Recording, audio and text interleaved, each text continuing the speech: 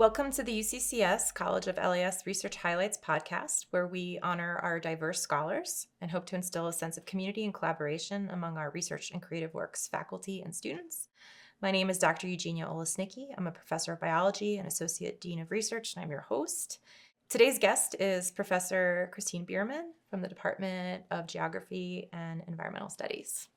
Welcome, Christine. Hi, thanks for having me. Thanks for coming.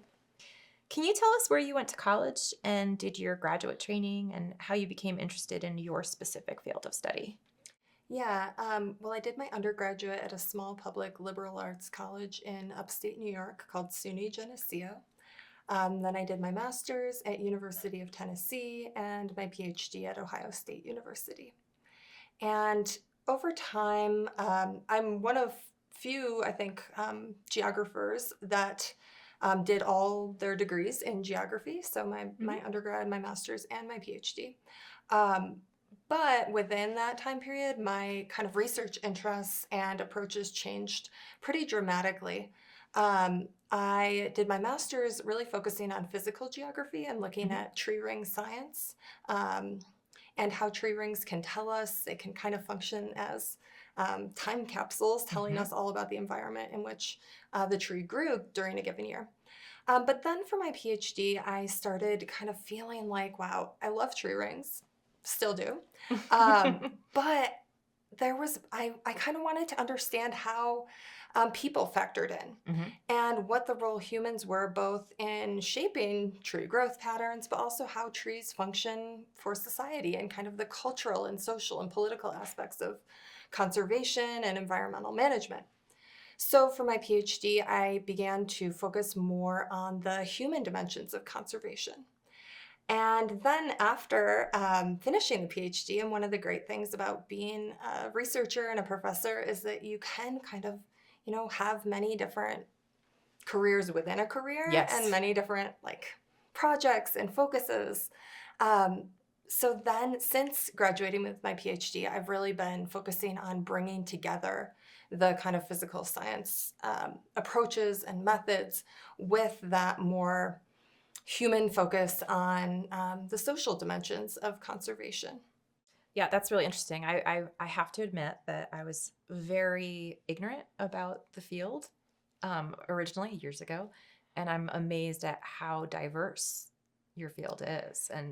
And I also really, again, coming from such an ignorant place, didn't realize how much of a human focus there was within it, because I was thinking the same thing. I was thinking, tree rings and, taking ice core samples and things like that. And that seemed to be all I knew about it. So I think that's great that we have you on here today to probably dispel some of those, preconceptions. And that's that is like the thing that really drew me to geography is this idea that you don't have to narrowly focus on, a certain kind of field of science. And you also don't have to focus on a certain field of social science. You can really bring them together. So, and I think that's also what makes it so uniquely situated to take on and contribute to so many really tough issues in our world. Yeah, and I imagine that, from one culture to the next, there's massively different impacts on environment and things like that, depending on cultural values. Absolutely, yeah. Which is really cool.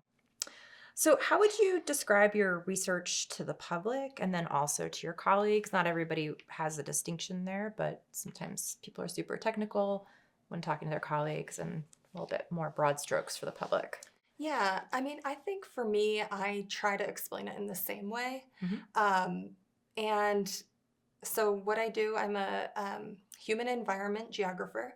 I guess one thing is different that I would use for my geography and academic colleagues. I would say I'm a critical physical geographer.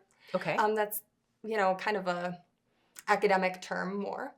But what I do as a human environment geographer is really look at how environmental processes are both shaped by human culture, politics, economics, and human values, and also how environmental processes come to shape those same politics, values, economic systems, Sure. cultures, etc. So really looking at the interplay between people and the environment. And then looking at that interplay, not just overall, but looking at it in specific ways, because humans don't interact with the environment in the same way everywhere, like you mentioned, with Hmm. different cultures and based on different natural environments Hmm. too. So really looking at how those interactions play out and are created and change over time, with regard to different kind of conservation management dilemmas or situations. Hmm. So one thing I've been working on recently with a colleague here at UCCS is looking at native fish conservation Hmm. in the Rocky Mountain West, and looking at how um, advancements in the science of genetics has really changed what we know about fish, and has really called into question some of the assumptions that have been guiding conservation for a long time.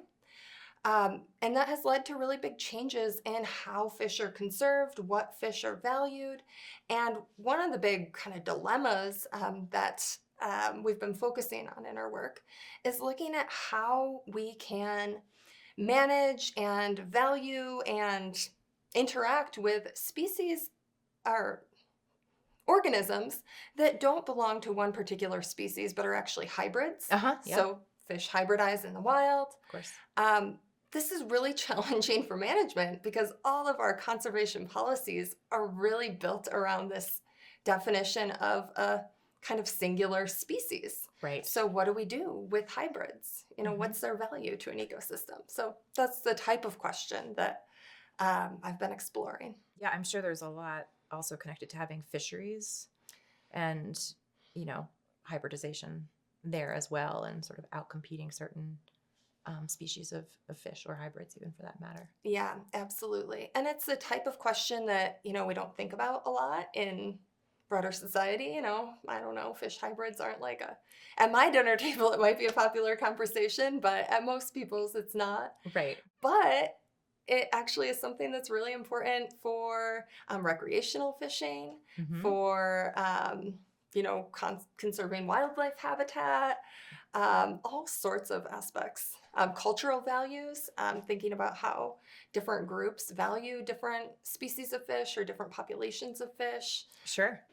Oh yeah, I can even imagine how diets, Oh, cultural diets, but also diet fads could even oh, create like absolutely. Yeah. different pressures on fish. That's really cool. So you've already kind of touched upon this, but what has fundamentally changed about your work from when you started until now? Maybe apart from the tree rings Yeah. to the human intersection. But, Yeah. Well, let's see. A lot has changed. I mean, one, I'll give you a few things that have changed. Um, Kind of about the landscape in which that I study, or about the kind of broader social and scientific landscape. One thing that has changed is that the scientific advancements are really overwhelming and mhm. awesome and incredible and exciting. And with regard to biodiversity conservation, one of those big advancements relates to genetics, and just the ability to sequence DNA so much quicker, cheaper than Mhm. previously. Yep. You know more about this than I do Yes. as a But I biologist. love it. I'm excited about this. Um, and so I'm not a geneticist, so that's why I turn to colleagues who are, to help me with things like this. Um, but looking then at the kind of conservation implications of this rapidly emerging science and this Technology. rapidly developing technology. Science and technology don't exist in a vacuum. They impact our world, and Absolutely. in tons of different ways, and in ways sometimes that go unseen. So part of what I've been doing is kind of working to uncover some of that and make that visible so that we can understand the impact that science has on our conservation Yeah. decisions, and so that we can incorporate and think about the values that are embedded in that science. Because science is a human process, a social process as well. Hmm. And when we do science, when we decide what to study, when we decide what questions are worth asking, what methods to use, those are human decisions. Absolutely. um, So I would say the technology has changed. Another thing that has changed more on like a personal level about my research is just the recognition of the importance of collaborative research Hmm. and how valuable that can be for the actual research you're doing. You get a variety of perspectives. Yes. That work is fundamentally changed through those, the many different perspectives you're bringing together in collaborative work. It's also, as a researcher, I find it a lot more fun to do research with other people. It is. Agreed. Um, so I have just shifted much more toward collaboration. Hmm. And I think that's also really awesome for working with students, because then when students come and do research, they are kind of part of a collaboration that Yeah. is more than just their faculty advisor. Yeah. Um, Teamwork. yeah, it's a lot of fun, Yeah. and it just makes the research process so much more, both I think like productive and fruitful in terms of like traditional metrics, but also it makes it a lot um, more impactful, I think, in terms of being able to reach a broader audience, being able to think about how to like make your research more beneficial to the public Hmm. when you have, when it's not just you Yeah. I in think front of that it's computer. right. And I think it actually brings more value to your own ability to learn new things. So, as a geneticist myself, again, the technology has really exploded so much, and there's a lot of bioinformatics now, right? Mhm. So I don't have the knowledge to go in and analyze these like, you know, data sets for genetic networks Mhm. or transcriptomics and genomics and things like that. I don't have that kind of expertise because I'm definitely more of a classic kind of geneticist. And so, but I've had to learn a lot, right? Quickly in order to be able to keep up with the field. But I think it's really exciting. And I was just sort of thinking when you were talking about technology advances, how it sounds like it kind of muddied up some things because people weren't aware of how many hybrids there were. Mhm. But at the same time, it probably makes it a little bit easier to quantify whether or not your conservation efforts are more successful by being able to sample. Yeah, I mean, so one thing that it has done is the idea of environmental DNA, Hmm. which basically what that is you're able to extract DNA within like a water sample with Hmm. regard to fish, also soils for. But thinking about fish, from a single water sample, you can get a much better sense of what's in a watershed, Hmm. whereas previously you had to go in. Maybe do electroshock fishing to sample the fish populations and find out what was there. So this has really, yes, sped up that kind of process of, I guess, kind of, uh, yeah, quantifying conservation outcomes Hmm. and evaluating whether they've been successful or not.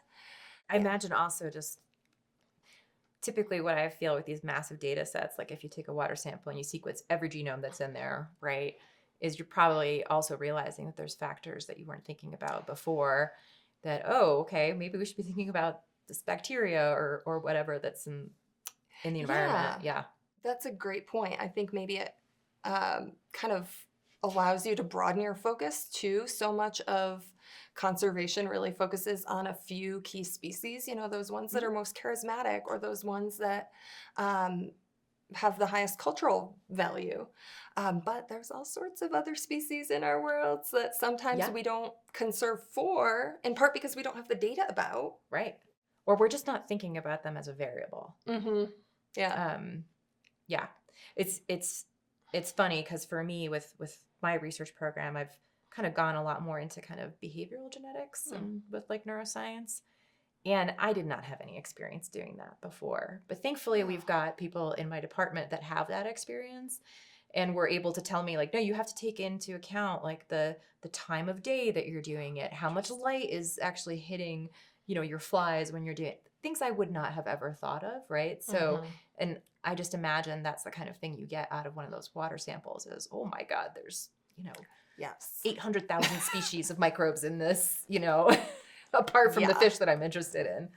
The So. world is complicated, Yep. and that doesn't necessarily make conservation decision making more, Definitely doesn't make it easier. easier. No, but I think that's part of one of the big take homes from my work too, is just that um, conservation decision making maybe shouldn't be easy, or doesn't have to be easy. Right. We can still make decisions, and we Sure. should kind of have a broad lens Yeah. to make those decisions. Although sometimes you find something obvious among the noise as well that kind of helps It's true. to get you on the right Yeah. path. Yeah. So what in your mind is your most important contribution to your field? To my field, I would say my biggest contribution is really kind of helping to create and shape the new subfield of critical physical geography. When I was in grad school, it wasn't a thing. And so, in that, it wasn't that long ago, but you really did have to choose between, are you a human geographer? Right. Are you a physical geographer? And human being more social science, physical being more natural science, or maybe GIS and spatial analysis. Mm-hmm. But there wasn't really a kind of umbrella under which one person could bring these different perspectives together.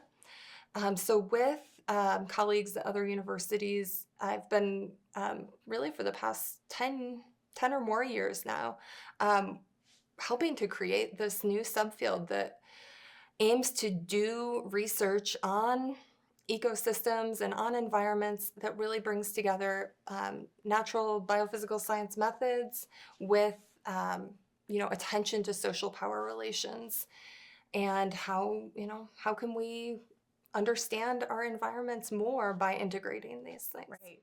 That's so interesting. So one more question I have for you is, what advice would you give to any students that are interested in doing research in your field? Any sort of gems of wisdom? Lots of things. But I mean, first, just, jump in. Find something you are interested in and let that be a message to you. Contact your professors, talk to other students about it. Dive in and see, learn the intricacies of that thing that has piqued your interest. Get your hands dirty. Get your hands dirty. Yeah. I mean, you never know where it's going to take you. Maybe you'll decide, oh, my hands got a little too dirty. That's not for me. Or maybe it'll set you down, a path that you never imagined for yourself. Right, but knowing that you don't want to get your hands dirty and you don't want to wait around in marshes, for hours a day for months is also a valuable lesson. Absolutely. Yep. Great. Well, thank you so much for being here today. Really appreciate you talking to us. Yeah, thanks for talking. Yeah.